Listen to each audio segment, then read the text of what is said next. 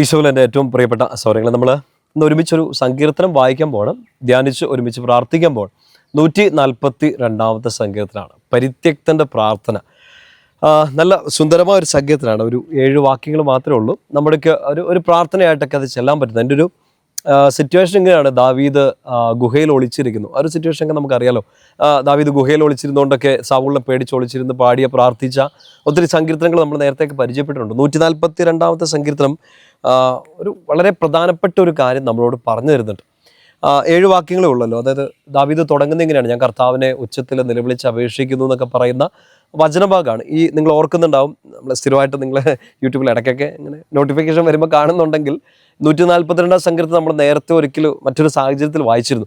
ഇതിനകത്ത് ഒരു വചനം നമ്മളൊന്ന് എടുത്ത് ഇപ്പം നമ്മൾ കടന്നു പോകുന്ന ചില സിറ്റുവേഷനിൽ ഇത് ഒരു പ്രാർത്ഥനയായിട്ട് ഒരു ഹെൽപ്ഫുൾ ആയിരിക്കും എന്ന് ഞാൻ ഉറപ്പായിട്ട് വിശ്വസിച്ചുകൊണ്ടാണ് ഇത് ഇപ്പം നിങ്ങളോട് പറഞ്ഞു തരുന്നത്. 142 സങ്കീർത്തനത്തിൽ അതിൻ്റെ 4-ാമത്തെ വാക്യം ഇങ്ങനെയാണ്: വലതുവശത്തേക്ക് നോക്കി ഞാൻ കാത്തിരുന്നു, എന്നാൽ ആരും എന്നെ ശ്രദ്ധിക്കുന്നില്ല. ഒരു രക്ഷാകേന്ദ്രവും എനിക്ക് അവശേഷിക്കുന്നില്ല, ആരും എന്നെ പരിഗണിക്കുന്നില്ല. ഈശോയുടെ കുരിശിൻ്റെ വഴിയുടെ ആ ഒരു പ്രാർത്ഥനയൊക്കെ നമ്മൾ ചെല്ലുമ്പം നമ്മളിങ്ങനെ പ്രാർത്ഥിക്കാറില്ലേ? ഞാൻ ഇടത്തോട്ട് നോക്കി വലത്തോട്ട് നോക്കി ആരും എന്നെ കാണുന്നില്ല, പരിഗണിക്കുന്നില്ല എന്നൊക്കെയല്ലേ? അതുപോലെ തന്നെ ഈ വചനം പറഞ്ഞിരുന്നത് വലതുവശത്തേക്ക് നോക്കി ഞാൻ കാത്തിരിക്കുന്നു എന്ന് വെച്ചാൽ ചുമ്മാ അങ്ങോട്ട് തിരിഞ്ഞിരിക്കുന്നു എന്നുള്ളതല്ല. അങ്ങോട്ടും ഇങ്ങോട്ടും നോക്കി ഞാനിങ്ങനെ കാത്തിരിക്കുകയാണ്, എന്നെ സഹായിക്കാൻ ആരെങ്കിലും ഒക്കെ ഉണ്ടാവുമോ എന്ന്. എൻ്റെ പ്രിയപ്പെട്ട സോറങ്ങളെ, ചിലപ്പോൾ നമ്മുടെ ഒരു ലൈഫ് സിറ്റുവേഷനിൽ അങ്ങനെയൊക്കെ വരാമല്ലോ. ആരും സഹായിക്കാനില്ലാത്ത, ഇല്ലെങ്കിൽ ആരെങ്കിലും സഹായിക്കും എന്നൊക്കെ പ്രതീക്ഷിച്ചുകൊണ്ടൊക്കെ നമ്മളിങ്ങനെ കാത്തിരിക്കും. വലതുവശത്തേക്ക് മാത്രമല്ല, മുമ്പോട്ടും പുറകോട്ടും മുകളിലോട്ടും എല്ലാം നമ്മളിങ്ങനെ നോക്കിയിരിക്കും ആരെങ്കിലൊക്കെ വരുന്നോന്ന്. പക്ഷേ സങ്കീർത്തകൻ ഒരു യാഥാർത്ഥ്യം നമ്മുടെ മുമ്പിൽ അവതരിപ്പിക്കുകയാണ്: ഞാൻ ആരെയും കാണുന്നില്ല, ആരും എന്നെ ശ്രദ്ധിക്കുന്നില്ല. ശരിക്കും നമ്മളിന്ന് ഓർത്തേക്ക് എത്രയോ കോടിക്കണക്കിന് മനുഷ്യരാണ് അല്ലേ? നമ്മളിപ്പോൾ ഇത് എന്തോരം ആൾക്കാരുടെ ചുറ്റും നിന്നാണ് ചിലപ്പോൾ നമ്മളിപ്പോൾ കേട്ടുകൊണ്ടിരിക്കണം. ആരും എന്നെ മൈൻഡ് ചെയ്യുന്നില്ല, നമ്മുടെ സങ്കടങ്ങളൊന്നും അവർക്കൊന്നും നോക്കാൻ നേരമില്ല, ആരും പരിഗണിക്കുന്ന പോലും ഇല്ലെന്ന് സങ്കീർത്തകൻ ഇങ്ങനെ ചങ്ക് പൊട്ടിക്കിടന്ന് പറയാണ്. അവിടെ ഇത് നമുക്കും ഉണ്ടാവും. നമ്മളിപ്പോൾ ഒരു വിഷമിക്കുന്ന, ആരും പരിഗണിക്കുന്നില്ല എന്നൊക്കെ പറയുമ്പോഴേ നമ്മൾ ശരിക്കും ആൾക്കാരെ പരിഗണിച്ചിട്ടുണ്ടാവും.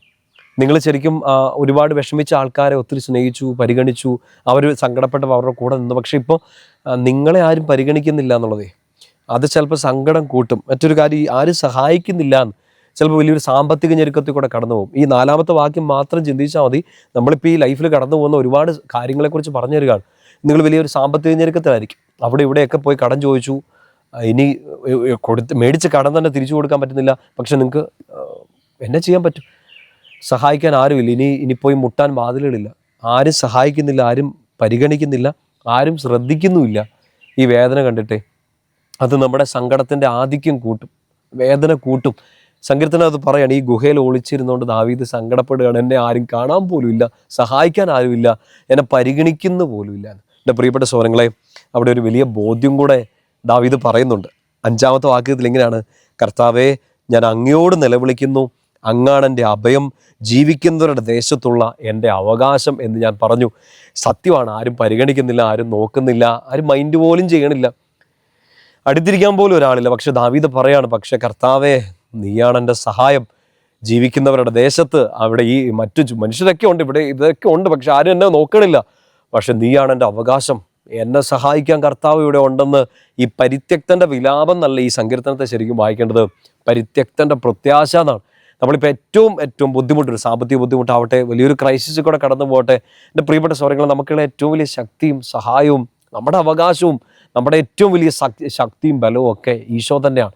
ആ ഈശോ നമ്മളെ വിടത്തില്ല, നമ്മളെ ഒറ്റയ്ക്കാക്കൂല എന്നുള്ള ഒറ്റ ബോധ്യമാണ് നമ്മളെ മുന്നോട്ട് നയിക്കേണ്ടത്. ആരും പരിഗണിക്കാത്തപ്പോഴും എന്നെ പരിഗണിക്കുന്ന ഒരാൾ ഈശോ. ആരും സഹായിക്കാനില്ലാത്തപ്പോഴും എൻ്റെ നേരെ കൈനീട്ടി പിടിക്കാൻ എനിക്കൊരാളുണ്ട്, ഈശോ. എന്നെ ആരും നോക്കുന്നില്ല എന്ന്, ശ്രദ്ധിക്കുന്നില്ല എന്ന് ഞാൻ പരാതിപ്പെടുമ്പോൾ ഈ കോടിക്കണക്കിന് മനുഷ്യരില്ലേ ലോകത്തിൽ, as if I am the only one, ഞാൻ മാത്രമേ ഇവിടെ ഉള്ളൂ എന്നുള്ള രീതിയിൽ എന്നെ നോക്കി എന്നെ പരിഗണിക്കുന്ന, എന്നെ ശ്രദ്ധിക്കുന്ന ഒരാൾ ഇവിടെയുണ്ട്. യെശയ്യാ പ്രവാചകന്റെ പുസ്തകത്തിൽ ഒരു സുന്ദരമായ വായനയുണ്ട്. നമ്മളതും കൂടെ വായിച്ചിട്ട് അവസാനിപ്പിക്കുകയാണ്. നിങ്ങൾ ഇന്ന് കിടക്കണതിന് മുമ്പ് 142 സങ്കീർത്തനം ഒന്നുകൂടെ ഒന്ന് വായിക്കണം കേട്ടോ. യെശയ്യാ പ്രവാചകന്റെ പുസ്തകത്തിൽ 49-ാമത്തെ അധ്യായം, നന്നായിട്ട് അറിയാവുന്ന വചനമാണ്. അതിൻ്റെ 14-15 വാക്യങ്ങൾ ഇങ്ങനെയാണ്: എന്നാൽ സിയോൻ പറഞ്ഞു, കർത്താവ് എന്നെ ഉപേക്ഷിച്ചു, എൻ്റെ കർത്താവ് എന്നെ മറന്നു കളഞ്ഞു. നമ്മൾ ഈ മനുഷ്യരെ അങ്ങോട്ടും ഇങ്ങോട്ടൊക്കെ നോക്കി അവർ സഹായിക്കുന്നില്ല, ഇവർ സഹായിക്കുന്നില്ല എന്നൊക്കെ പറയുമ്പോഴും നമ്മുടെ ഏറ്റവും വലിയ ഒരു ആശ്വാസം ഇതാണല്ലോ, ഈശോ സഹായിക്കുന്നുണ്ട് എന്നുള്ളതാണല്ലോ, ഈശോ പരിഗണിക്കുന്നുണ്ട് എന്നുള്ളതാണല്ലോ. പക്ഷെ വിഷമം വരുമ്പോൾ ചിലപ്പോൾ നമ്മളിങ്ങനെ പറയും, കർത്താവ് എന്നെ ഉപേക്ഷിച്ചു, കർത്താവ് എന്നെ പരിഗണിക്കുന്നില്ല എന്നൊക്കെ. എൻ്റെ പ്രിയപ്പെട്ട സഹോദരങ്ങളെ, കർത്താവ് മറുപടി പറയുന്നത് എങ്ങനെയാണെന്ന് അറിയോ? 15-ാമത്തെ വാക്യം, ഏശയ്യാ 49:15. മുല കുടിക്കുന്ന കുഞ്ഞിനെ അമ്മയ്ക്ക് മറക്കാനാകുമോ? പുത്രനോട് പെറ്റമ്മ കരുണ കാണിക്കാതിരിക്കുമോ? അവൾ മറന്നാലും ഞാൻ നിന്നെ മറക്കത്തില്ലെന്ന്. I won't forget you. Isho പറയണം, അമ്മ മറന്നാലും, അപ്പച്ചൻ മറന്നാലും, നിന്റെ ബെസ്റ്റ് ഫ്രണ്ട്സ്, ജീവിത പങ്കാളി, മക്കൾ മറന്നാലും, അവരൊക്കെ നിന്നെ പരിഗണിക്കാതെ, ശ്രദ്ധിക്കാതെ, സഹായിക്കാതെ മാറി നിന്നാലും നിന്നെ ഞാൻ മറക്കില്ല. നിന്നെ ഞാൻ എൻ്റെ ഉള്ളം കയ്യിൽ രേഖപ്പെടുത്തിയിട്ടുണ്ടെന്ന് കർത്താവ് വാഗ്ദാനം തരികയാണ്. ഈ വാഗ്ദാനം അനുസരിച്ച് ധൈര്യമായിട്ട് മുമ്പോട്ട് പോകും. ഇന്ന് രാത്രി ഉറങ്ങാൻ പറ്റണില്ലെങ്കിൽ 142 സങ്കീർത്തനം വായിച്ച് ഈ അവകാശത്തെ മേടിച്ചെടുക്കുക. ഇന്നൊരു പുതിയ പ്രഭാതത്തിലേക്ക് കയറുമ്പോഴാണ് നിങ്ങളിത് കേൾക്കുന്നെങ്കിൽ, വലിയ നിരാശയിലേക്ക് നിങ്ങൾ പൊക്കോണ്ടിരിക്കുകയാണ്, എന്നാ ചെയ്യേണ്ട ഈ ദിവസം എന്ന് അറിയത്തില്ലെങ്കിൽ, നിൻ്റെ അവകാശമായിട്ട് നിനക്ക് സഹായിക്കുന്ന നിൻ്റെ ദൈവം ഉണ്ടെന്ന് തിരിച്ചറിഞ്ഞു ധൈര്യത്തോടെ ഇറങ്ങ്. ഈശോ അനുഗ്രഹിക്കട്ടെ. ആമേൻ.